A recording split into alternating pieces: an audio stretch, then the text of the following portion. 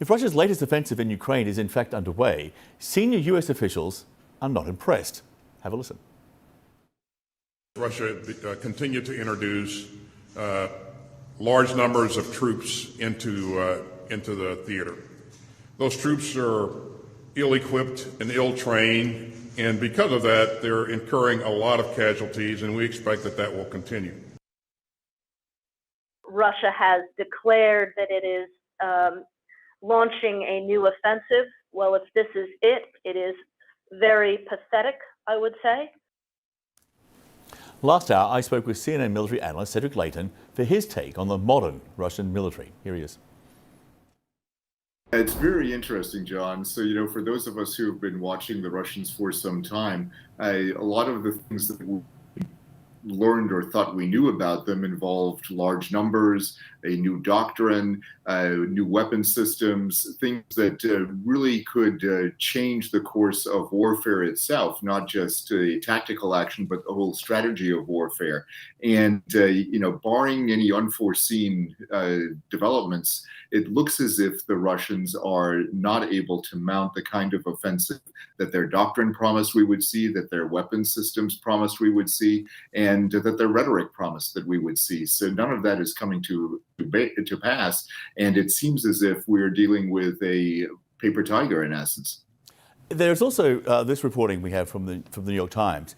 As Moscow steps up its offensive in eastern Ukraine, weeks of failed attacks on a Ukrainian stronghold have left 2 Russian brigades in tatters, raised questions about Russia's military tactics, and renewed doubts about its ability to maintain sustained large-scale ground assaults, as you were saying. Now, the town is Volodar. It's not far from Bakhmut, which is a city of no real strategic value. It is of symbolic importance, but no strategic value. 2 brigades, though, in tatters. In terms of losses, how big is that? And it would seem to be like high cost for little reward here.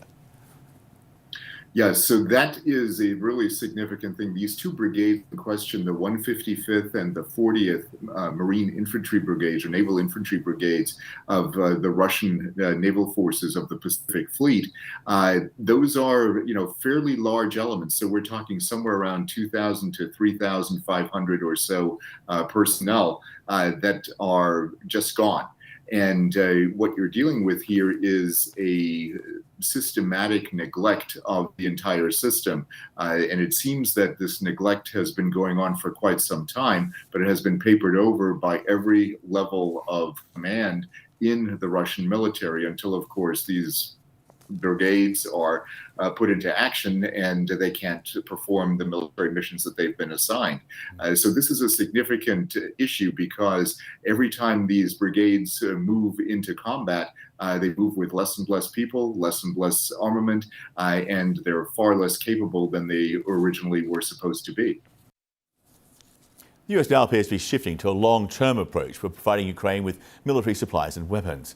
Officials say it's time to look beyond what Ukraine needs now, such as Abrams tanks, which the US has promised to deliver, and to look into what Ukraine will need in the long run to deter any possible future aggressive moves by Moscow.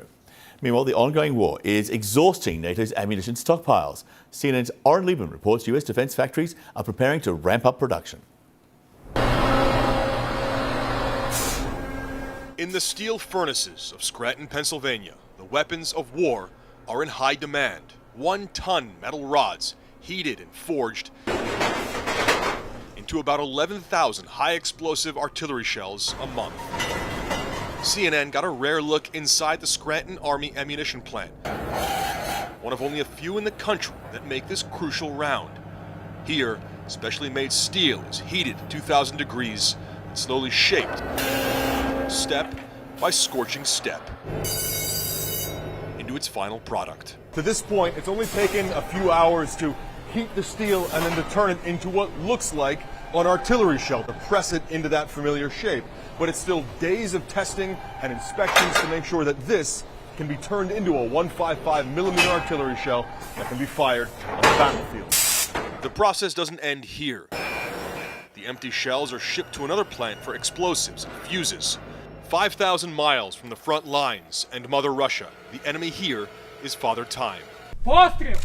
Ukraine can burn through the plant's monthly production in half a week, locked in a grinding war of attrition with Putin's army and Russian mercenaries.